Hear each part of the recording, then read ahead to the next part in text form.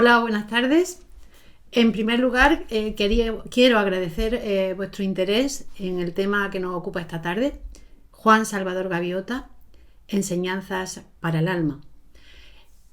Juan Salvador Gaviota fue un bestseller en los años 70, en el que millones de personas vieron reflejadas la realidad de su existencia, la realidad de la vida.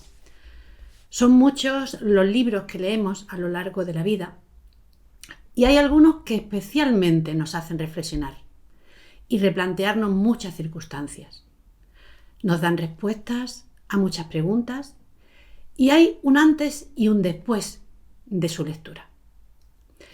A partir de sus reflexiones comenzamos a tener nuevos planteamientos de la vida, a cambiar conceptos, a romper con hábitos, con esquemas que creíamos inamovibles.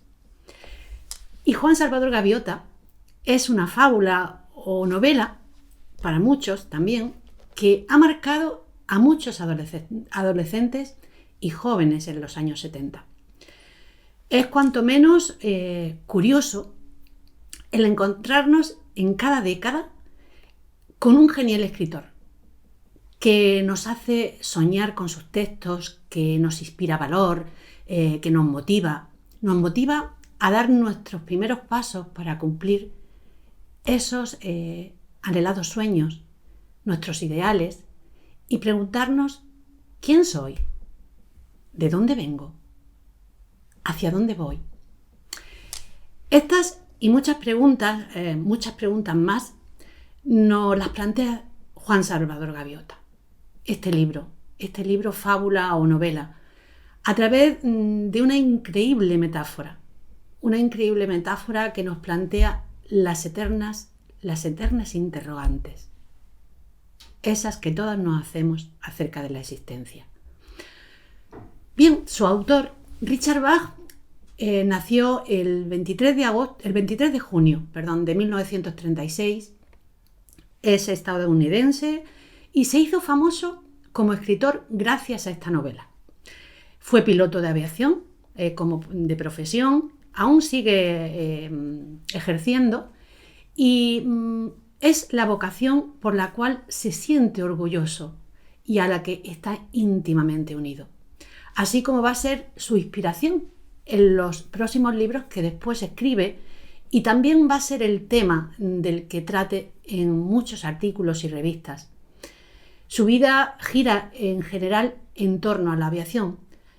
Fue instructor de vuelo, mecánico de aviones, piloto charter, profesor universitario de filosofía del vuelo y llegó también a convertirse incluso en presidente de una aerolínea, que no recuerdo ahora muy bien el nombre. Como datos así un poco rosas, pues se divorció y se casó en 3 ocasiones. Y me gustaría centrarme más en algunas curiosidades de su vida. Y es que, por ejemplo, cuenta que una vez voló en un avión equipado con una bomba nuclear y que su objetivo, en caso de conflicto, hubiera sido la ciudad alemana de Dresde. Pero no hubo guerra. Y el caso es que fue un personaje muy peculiar. Y tan peculiar fue, y lo es, afortunadamente, que quiero traer algunas frases de Bach que hablan del sentido de la vida, de su sentido de la vida. Él, por ejemplo, nos dice: volar es una metáfora de la vida. Y nos dice también que para volar en un aeroplano debes confiar en lo que no ves. No hay cuerdas que lo sujeten en el cielo. Lo mismo pasa en la vida. Hay fuerzas que no se ven. Son poderes desconocidos para quienes viven sin curiosidad, sin descubrir la esperanza ni la luz. Luego también nos dice Richard Bach que disfruto pensando que nunca hemos nacido. Creo en un ser infinito, indiferente a nuestros problemas, a nuestra pobre existencia, de bípedos en un pequeño planeta de un pequeño sistema solar, en el rincón de una pequeña galaxia. Si el planeta estallara, no afectaría a nuestra verdadera vida, que no tiene nada que ver con la muerte y la destrucción. Se perdería solo lo material. Somos libres, libres para vivir y mirar en otra dirección, más verdadera. Esta dirección diferente es lo que me fascina. Estas son algunas de las frases de nuestro peculiar autor. Y todos estos datos de su vocación por la aviación, de ese interés por volar, me hacen recordar también a un autor muy querido, que es Saint-Exupéry. Autor, como sabéis, del Principito, del que también hablamos en alguna otra ocasión, y el que se hizo famoso también por un libro, por un pequeño gran libro que fue El Principito. Una obra de gran profundidad filosófica como la que realmente nos acompaña esta tarde, como Juan Salvador Gaviota. Pero hoy no es momento de hablar del Principito, sino de Richard Bach, de Juan Salvador Gaviota, del que se han vendido más de 30 millones de ejemplares en 40 idiomas, del que solo en 2 años se mantuvo en el podio de los más vendidos en Nueva York, según el New York Times. Y durante más de 37 semanas, creo recordar, se convirtió en el bestseller más vendido. Y también se convirtió en casi una asignatura obligatoria para los adolescentes de esa época, de los años 70, que en realidad fueron seducidos por los estertores de la contracultura hippie, y este pequeño gran libro pues los envolvía en temas de una fragrante actualidad en esos años. Y qué lástima, hoy es casi un título olvidado. Hoy, en 2021, en el que está de actualidad hablar de libertad, de solidaridad, de fraternidad, de libertad de pensamiento, es un libro ausente. Es un libro ausente en los estantes de las librerías de nuestra ciudad. Hoy, de alguna manera, queremos traerlo a esta tarde, a este momento, por la actualidad que contiene. Porque en estos momentos, cuando se habla tanto de libertad, de solidaridad, de amor, de fraternidad, de libertad de pensamiento, nos hace falta escuchar a Juan Salvador Gaviota y que nos ayude un poco a reflexionar. Y eso es lo que quiero hacer yo esta tarde, invitaros a conocerlo. Y antes de convertirse en un libro famoso, este libro había aparecido por entregas parcializadas a finales de los años 60 aproximadamente, como una serie de cuentos en los que una revista, Flying, creo recordar, donde Bach fue colaborador, iba presentando estos artículos. Y fue en octubre de 2014 cuando se publicó Juan Salvador Gaviota, pero con una edición completa. Una edición completa que agregó a la historia una cuarta parte de 17 páginas. La metáfora en la que como protagonista tenemos a una gaviota rebelde, fue ilustrada por Russell Manson, cuyas fotografías nos acompañan de forma espectacular y magistral el vuelo de las gaviotas, y cuyas fotografías también nos inspiraron a seguir soñando y a seguir luchando por la libertad. Y al igual que nuestro protagonista, que no se conforma con una vida igual a la de los demás, a las demás gaviotas, quienes solo buscan comida y sobrevivir, Juan Salvador Gaviota sueña volar alto, pero no se queda en ese sueño. Trabaja incansablemente. Y volviendo a su autor, quisiera señalar que Richard Bach hace de su profesión una herramienta y un camino a través del cual despegarse del mundo horizontal y material en el que caminamos normalmente. Todas sus obras están relacionadas con el hecho de volar, de elevarse sobre un mundo que a veces no comprendemos, para tomar una perspectiva diferente, para poder apreciarlo globalmente y entender por qué y cómo funciona. Y Juan Salvador Gaviota se convirtió en los años 70 en un libro de referencia filosófico-espiritual realmente. Y aunque él, Richard Bach, nunca tuvo esa intención, y de hecho así lo manifestó, y dijo así: nunca he sido un gurú. Si andamos por una playa, dejamos impresas nuestras huellas. Los que llegan son libres de seguirlas, pero lo que encontrarán, si lo hacen, son sus propios puntos de vista, no los míos. Mis huellas son producto de mis errores y mis descubrimientos, y no recomiendo que me sigan. El libro Juan Salvador Gaviota se convierte en un bestseller que buscan incansablemente adolescentes y buscadores inconformistas.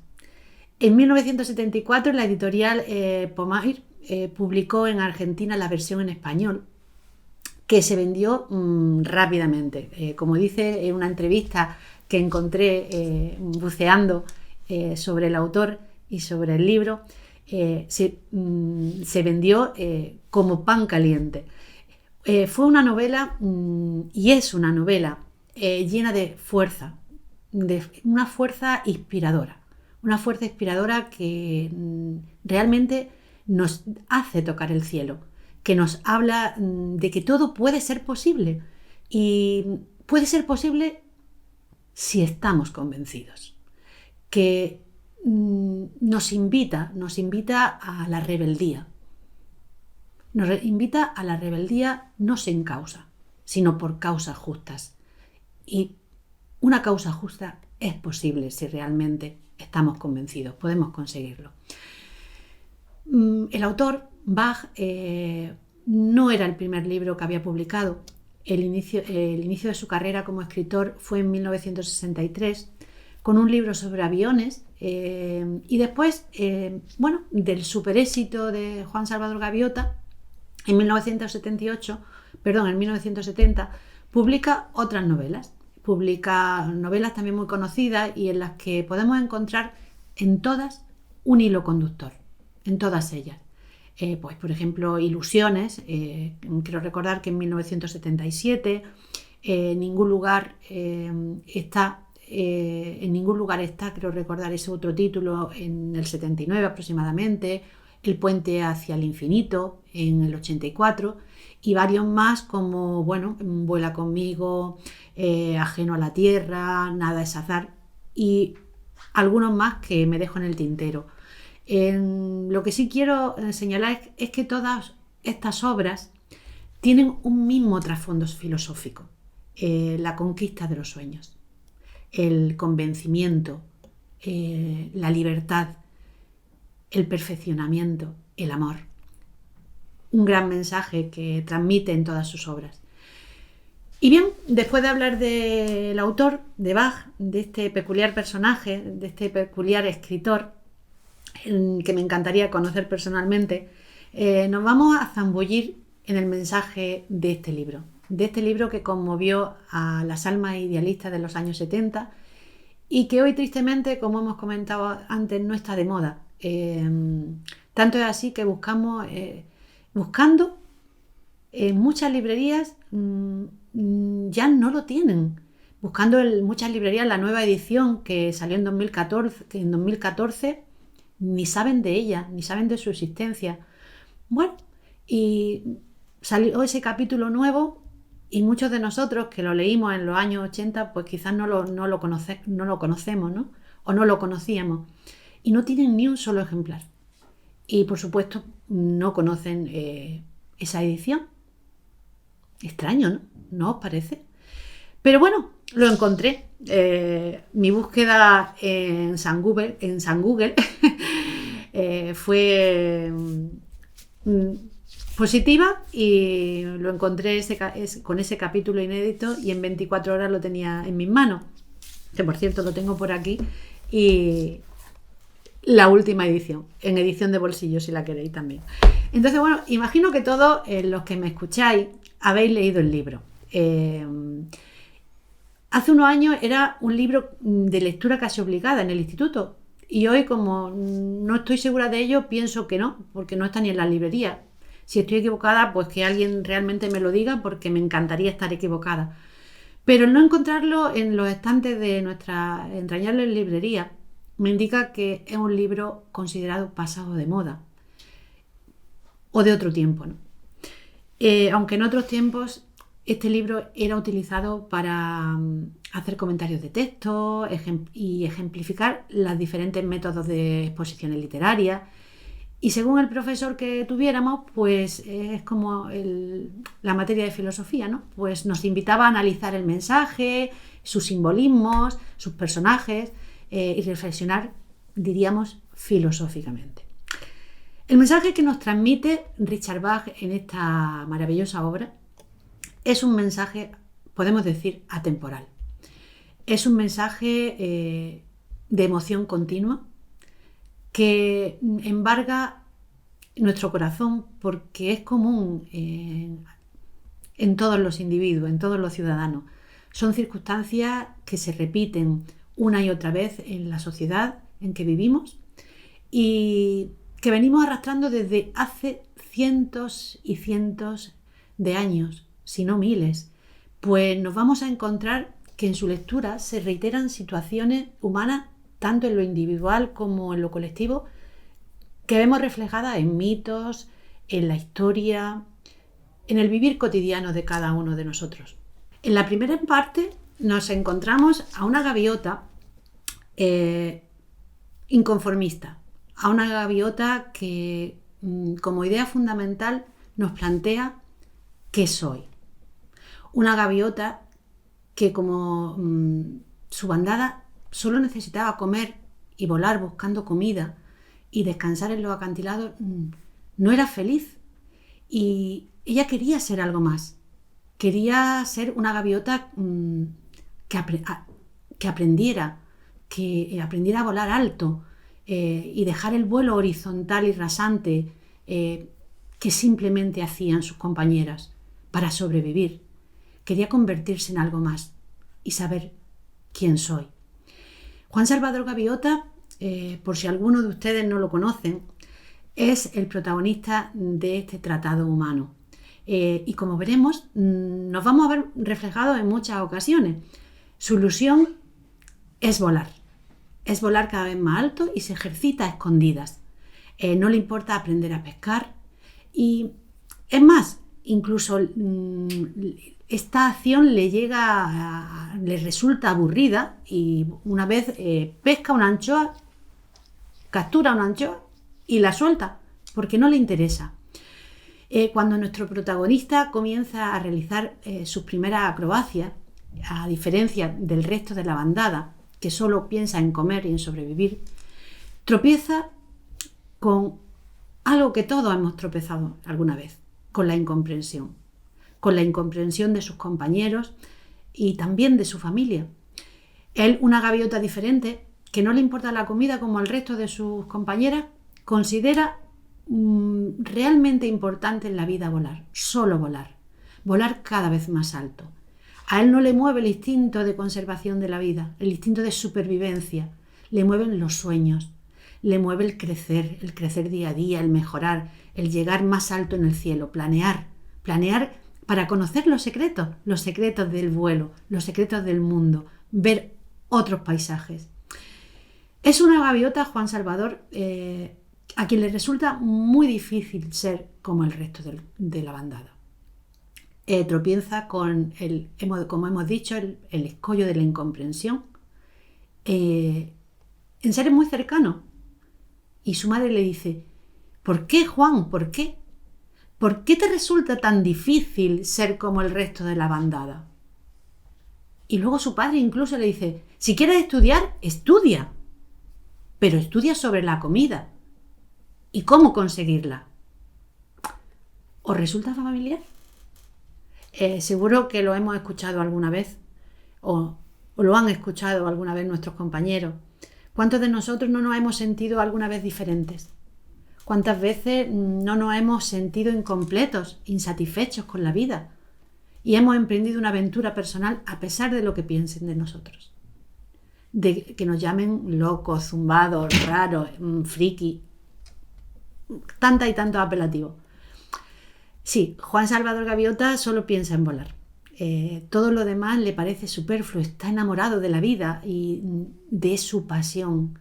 Y así que nuestro protagonista se dedica a lo que él realmente entiende que es el sentido de la vida, de su vida, volar. Y todos tenemos sueños, como Juan Salvador Gaviota. Todos tenemos sueños que alcanzar, pero en la consecución de esos sueños libramos una batalla cotidiana, que es la indecisión humana. Sobre todo cuando no sale todo como lo habíamos soñado. ¿Qué ocurre? Acude a nosotros el desaliento, la duda, la derrota, que se traduce en ideas oscuras, en ideas negativas, en voces siniestras, en genios burlones que tratan de convencernos de que es imposible nuestro anhelo, que es una utopía. Y tantos mensajes nos vienen que restan esa fuerza imparable que nos había surgido un día, para que no lleguemos a ser quién soy, no lleguemos a saber quién soy y nos quedemos en el qué soy, como Juan Salvador Gaviota quería en su bandada que quedara, ¿no? Juan Salvador Gaviota, en ese continuo ejercitarse, en ese denodado esfuerzo por alcanzar la altura, un día tiene un accidente. Y ese genio burlón al que me he referido antes, pues comienza a hablar. Y le dice, a medida que se hundía, dice el libro, a medida que se hundía, una voz hueca y extraña resonó en su interior. No había forma de evitarlo. Soy Gaviota, soy limitado por naturaleza. Si estuviese destinado a aprender tanto sobre volar, tendría como cerebro cartas de navegación. Y más adelante se derrumba en la obra y sucumbe, y esa misma voz le dice, tengo que olvidar esas tonterías. Tengo que volar a casa, a la bandada, y estar contento de ser como soy, una pobre y limitada gaviota. ¿Y quién no ha sucumbido ante las circunstancias a las que tenemos que enfrentarnos? ¿Quién ante la batalla perdida de un día no ha querido abandonar su empeño? Pero aún en el momento más oscuro, cuando más hundidos parece que estuviésemos, igual que Juan Salvador Gaviota, cuando más cómodo se sentía de ser como los demás, ese genio burlón, al que en Oriente llaman camamanas, que nos habla generando dudas, también casi sin darnos cuenta nos puede conducir a la respuesta que necesitamos. Y esto le pasó a Juan Salvador Gaviota cuando en un momento de la obra dice, si hubieras nacido para volar en la oscuridad, tendrías las alas cortas de un halcón. Se recriminó a él mismo. ¡Alas cortas! Y reaccionó. Juan Salvador Gaviota reaccionó ante esa sencilla frase. Alas cortas. Entonces, su incesante e incomparable ganas de vivir le hizo ver una solución para seguir perseverando en sus sueños, volar más alto. Le entró incluso vértigo, pero logró vencer el miedo y lanzarse al vuelo en la noche. Y en este pasaje también, de la primera parte, nos encontramos paralelismos con las ideas que nos transmiten grandes poemas y grandes obras clásicas. Me hace recordar el poema de Fides, de Amado Nervo, cuando dice, cuando las tinieblas y los espectros y los trasgos lleguen a inspirarte pavor, cierra los ojos, embraza tu fe toda y arremete. Verás cómo los monstruos más horribles, al embestirlos tú, se desvanecen. Y esto es lo que hace Juan Salvador Gaviota frente a su miedo. Cuando lo enfrenta, se desvanece. O al igual que también lo hace el Quijote, que cuando enfrenta enfrenta a los monstruos que ve en su imaginación, se convierten en molinos. Y bueno, también quiero recordar esta tarde una de las grandes epopeyas hindúes, que es el Bhagavad Gita, donde nos muestra la eterna lucha humana entre nuestra dimensión material y nuestra dimensión espiritual, entre el qué soy y el quién soy. Cuando su personaje principal, Arjuna, ante la necesidad de enfrentarse en una batalla y contemplar la realidad que debe de asumir, lo asaltan las dudas y de pronto se tiende la tierra, arrojas el arco y las flechas y decide no luchar. Y ante esta situación también nos encontramos que hay una voz que a ese Arjuna le dice: levántate y yérguete vencedor. La incomprensión, los paradigmas creados, son también temas a los que nos enfrenta Juan Salvador Gaviota, los que nos hace reflexionar. Nuestra gaviota, después de su gran hazaña, de haber conseguido derrotar a la duda y al fracaso, se siente feliz por el gran descubrimiento, como lo llama el autor. Piensa que su bandada se pondrán locos de alegría porque ha podido llegar muy alto, volar como ninguna gaviota. Y dice: ahora hay una razón de vivir. Podremos alzarnos sobre nuestra ignorancia. Podremos descubrir como criaturas de perfección inteligencia y habilidad. Podremos ser libres. Podremos aprender a volar. Y es entonces cuando he llamado ante el consejo. Y llamarlo ante el consejo, ante la sesión del consejo, solo era motivo de dos cosas: de honor o de deshonra. Él no quería honores, él solo quería compartir su descubrimiento y mostrar esos nuevos horizontes que le estaban esperando. Y cuando de pronto ante él dijo la gaviota mayor: ponte al centro para tu vergüenza, ante la mirada de tus semejantes. Se quedó incrédulo y, era impasible. Y porque le seguían acusando, le decían: por tu responsabilidad temeraria, entornaba la voz de forma solemne, al violar la dignidad y la tradición de la familia de las gaviotas. Algún día, Juan Salvador Gaviota, aprenderás que la irresponsabilidad se paga. La vida es lo desconocido y lo irreconocible, salvo que hemos nacido para comer y vivir el mayor tiempo posible. Y Juan Salvador Gaviota es acusado de díscolo y expulsado de la bandada. ¿Cuánto me hace reflexionar este momento de nuestro entrañable libro? Me hace recordar el diálogo en el que Platón nos describe la apología de Sócrates, cuando es acusado de impiedad por corromper a los jóvenes, y cuando finalmente lo sentencian y es conducido a tomar la cicuta. Sócrates fue conducido a la muerte y Juan Salvador Gaviota fue expulsado al exilio. Ambas situaciones condujeron a los dos protagonistas a un estado de libertad. Y os invito a leer este magnífico diálogo, donde podemos reflexionar sobre los principios que nos llevan a la libertad, además de las extraordinarias enseñanzas acerca de la vida, de la muerte y demás. Y bien, después de pasar algunos días solo, de reflexionar, de experimentar en soledad, en su exilio, nos dice Bach en este libro: su único pesar no era la soledad, sino cómo compartir sus experiencias, el tratar de que otras gaviotas pudieran compartir su felicidad, su libertad. Aprendió a volar y no se arrepintió del precio que había pagado. Juan Salvador Gaviota descubrió que el aburrimiento y el miedo y la ira son las razones por las que la vida de una gaviota es tan corta. Y al desaparecer aquello de su pensamiento, tuvo, por cierto, una vida larga y buena. Y tuvo un gran descubrimiento, además, y es que no estaba solo. Descubrió a dos gaviotas que volaban junto a él y que le enseñaron el camino a casa. Ese camino a casa, esa nueva vida, comienza en la segunda parte del libro, cuando comienza a tomar decisiones y se decide a emprender un estilo de vida nuevo, pero se da cuenta que no ha llegado a la meta. Apenas ha empezado a andar un camino.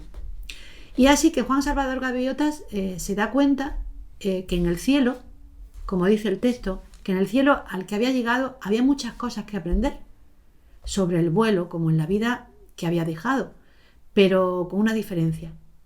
Aquí había gaviotas que pensaban como él. En primer lugar, no está solo. Tiene un instructor que lo guía, Rafael, y que le va dando respuestas a sus interrogantes, a sus inquietudes, haciéndole comprender algo muy importante, y es que no todos somos iguales y que el aprendizaje es lento, aunque siempre hay excepciones. Y sobre eso dice: miles y miles de gaviotas. Lo sé, dijo Rafael, moviendo su cabeza afirmativamente.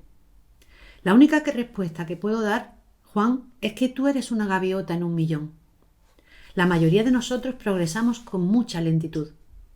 Pasamos de un mundo a otro casi exactamente igual, olvidando enseguida de dónde habíamos venido, sin preocuparnos hacia dónde íbamos, viviendo solo el momento presente.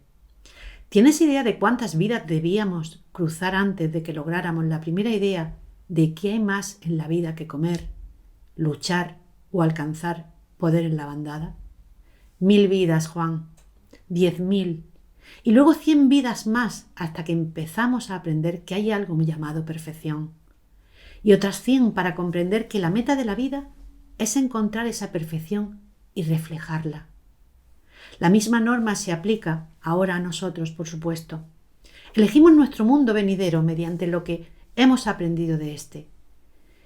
Y no aprendas nada, y el próximo será igual que este, con las mismas limitaciones y pesos de plomo que superar. Entonces Juan Salvador Gaviota extendió sus alas y volvió su cara al viento. Pero tú, Juan, dijo Rafael, aprendiste tanto de una vez que no has tenido que pasar por 1.000 vidas para llegar a esta. En este fragmento podemos recordar también a Krishna, cuando en el Bhagavad Gita le recuerda a Arjuna que no es la primera vez que se enfrenta a la batalla y que la experiencia acumulada le hará tener la fuerza suficiente para vencer de nuevo en esta oportunidad.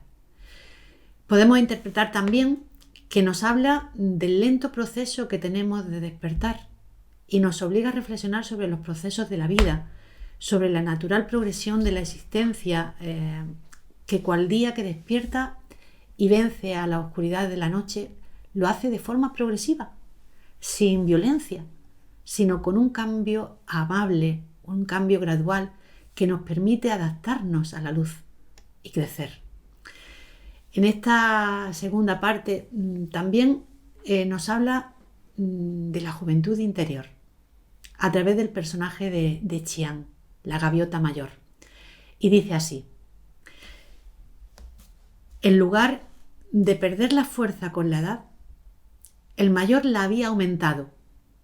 Podía volar más y mejor que cualquier gaviota de la bandada y había aprendido habilidades que las otras solo empezaban a conocer. Aquí nos expone una relación muy especial, una relación que existe entre un maestro y un discípulo.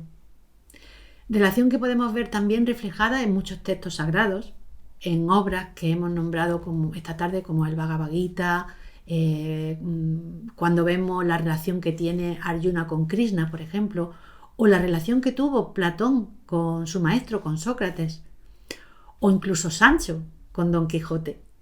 Apenas unos ejemplos de la historia, pero podríamos poner muchos más.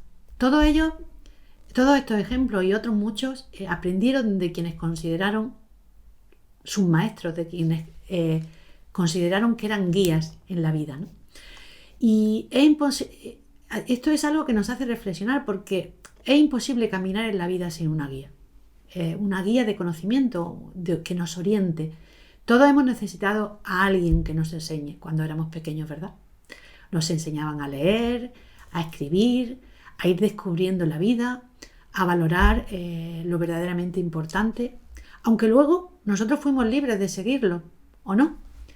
Y Juan Salvador es un buscador incansable de la perfección, y encuentra su búsqueda de lo perfecto y a quienes le muestran cómo conseguirlo.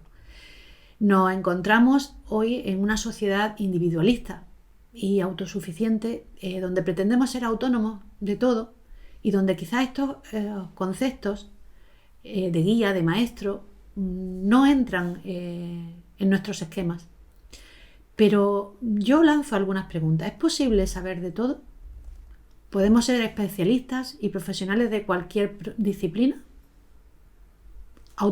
de forma autónoma?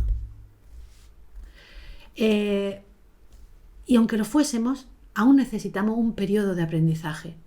Un periodo de aprendizaje para la vida, para aquello que queramos crear, que queramos aprender. ¿Y quién nos enseña a vivir? Esa es otra pregunta. Todos necesitamos, por lo tanto, una orientación, un camino. Y ha habido muchos grandes maestros en la historia que nos han enseñado, que nos han mostrado el camino, que nos han dado muchas indicaciones que nos ayuden a recorrerlo, pero no lo han recorrido por nosotros. Ellos recorrieron su propio camino y luego tendremos nosotros que recorrer el nuestro. Las indicaciones nos ayudarán a que el camino sea más fácil y sea más agradable. Y todas estas indicaciones, todas estas enseñanzas, todas estas rutas que nos han dejado escritas, nos hablan de otro tema importante en el libro, en esta obra, que es el amor. Este es uno de los grandes temas de esta segunda parte. Las últimas palabras del maestro a Juan Salvador Gaviota, antes de desencarnar, dicen así: sigue trabajando en el amor. Y es algo que se expresa, no quizás con este término, con este concepto, pero se expresa en su forma de ser de nuestro protagonista Juan Salvador Gaviota. Su gran pesar no era su gran pesar realmente era no poder compartir lo que había conseguido. Una y otra vez le volvía el recuerdo de la tierra de la que había sido expulsado y que había dejado. Él, en el fondo, tenía alma de instructor. Y bueno, hay un texto que dice así: si hubiese sabido allí una centésima parte de lo que ahora sabía, ¿cuánto más significado habría tenido entonces la vida? Quedóse allí en la arena y empezó a preguntarse si habría una gaviota allá abajo que estuviese esforzándose por romper sus limitaciones, por entender el significado del vuelo más allá de una manera de trasladarse para conseguir algunas migajas caídas de un bote. Quizás hasta hubiera un exiliado por haber dicho la verdad ante la bandada. Y mientras más practicaba Juan sus lecciones de bondad, y mientras más trabajaba para conocer la naturaleza del amor, más deseaba volver a la tierra. Porque a pesar de su pasado solitario, Juan Gaviota había nacido para ser instructor.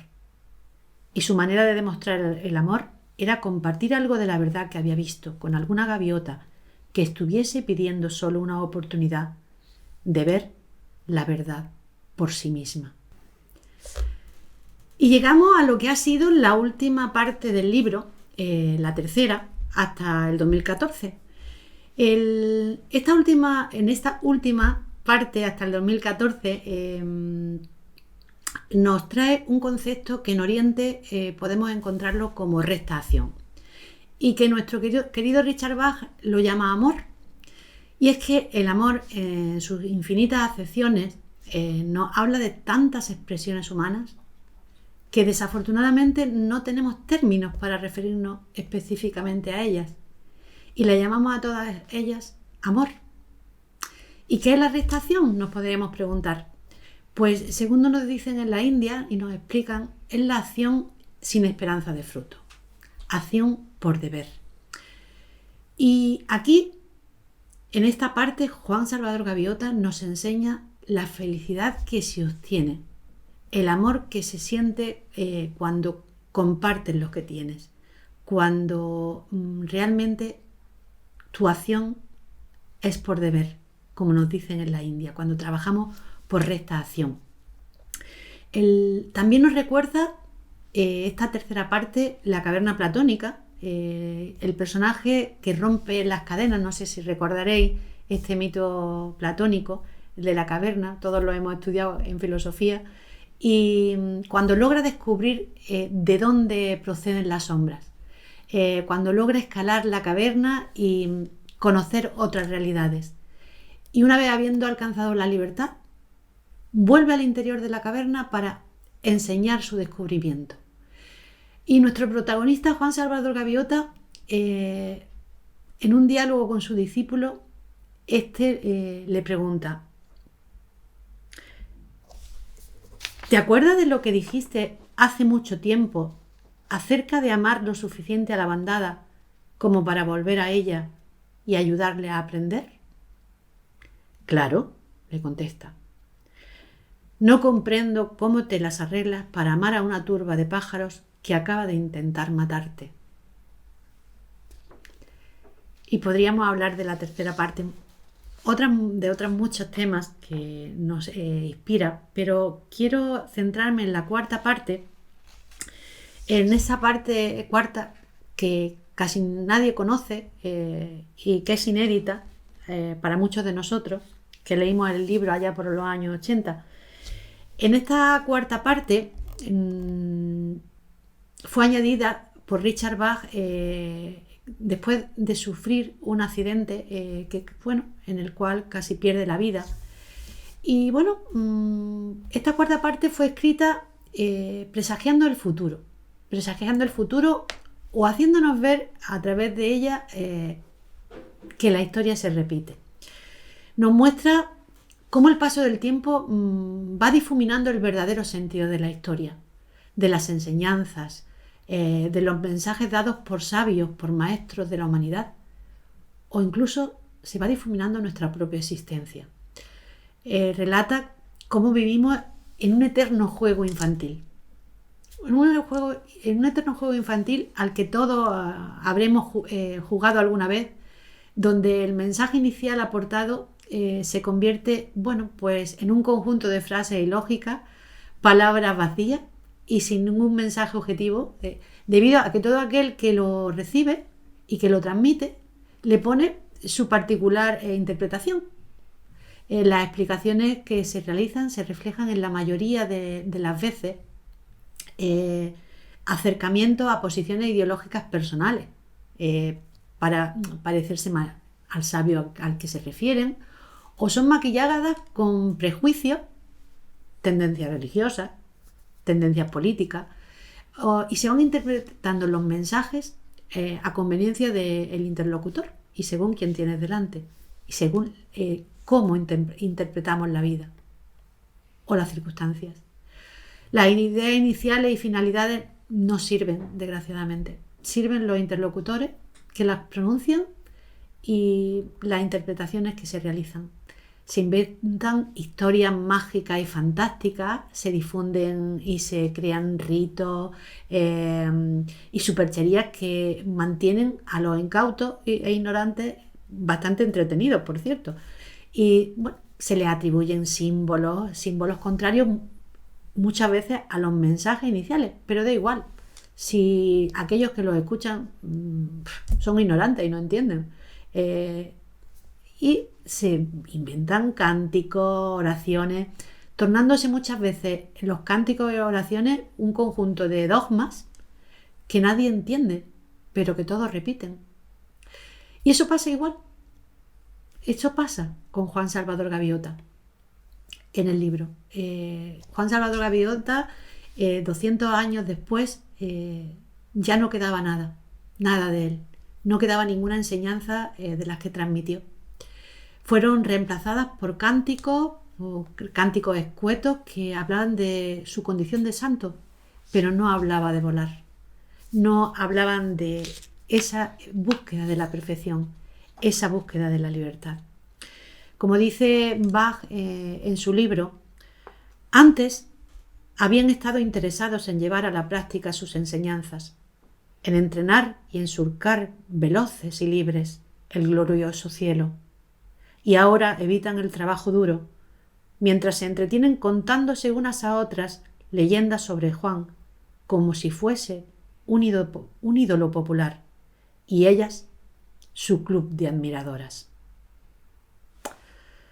También nos enseña cómo, aunque todo parezca difuso, existen quienes siguen preguntándose, quienes tienen ansias de aprender, de volar, pero no se dejan llevar por cuentos, como le pasaba al personaje de Antonio Gaviota en este 4º capítulo. Y dice así: él no tenía respuestas, pero sabía que seguiría con mucho gusto a cualquiera que pudiera darle al menos algunas respuestas válidas, que hiciera la vida diaria más plena y feliz.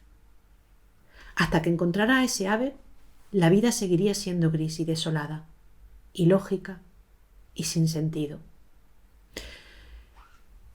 Cuando todo parece que no tiene sentido en la vida, cuando todo parece que no tiene sentido en su vida y se lanza al mar, Antonio Gaviota, buscando terminar con todo, aparece John, un curioso personaje. John, que podría ser Juan, y le muestra que volar alto es posible. Y le dice: si lo quieres hacer bien, te llevará una pizca de tiempo. Pero es algo bonito de ver, ¿no crees? Y cuando le pregunta Antonio Gaviota: ¿quién eres?, le responde: puedes llamarme John. Así termina prácticamente nuestra 4ª parte, nuestro libro, con el reencuentro del alma de Juan Salvador Gaviota. Y quién sabe, si no con el alma, con el espíritu, con la idea, con el impulso, con la energía. Hasta aquí el mensaje que he podido extraer de Juan Salvador Gaviota. Mi intención ha sido el ponerlo de nuevo en valor, acercarlo a aquellos que no lo conocéis, invitaros a bucear en sus páginas, a encontrar respuestas en ellas. Yo solo encontré algunas y he tratado de compartirlas y de que os sean útiles. El alma inquieta, el buscador incansable, el librepensador, el sabio, maestro, amigo, compañero que hemos encontrado, que hemos descubierto esta tarde, está en cada uno de nosotros.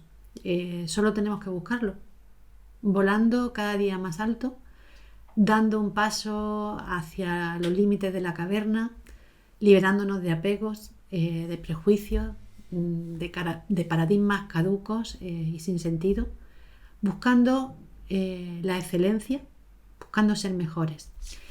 Depende de nosotros, depende de ti, depende de mí, el que seamos libres. No solo basta con pedir la libertad, hay que aprender a volar, hay que aprender a buscar la perfección para ser libres, como Juan Salvador Gaviota. La filosofía nos ayuda a ello, a amar el conocimiento, investigar el conocimiento, practicar el conocimiento, pensar, sentir y actuar. Muchas gracias por vuestra atención.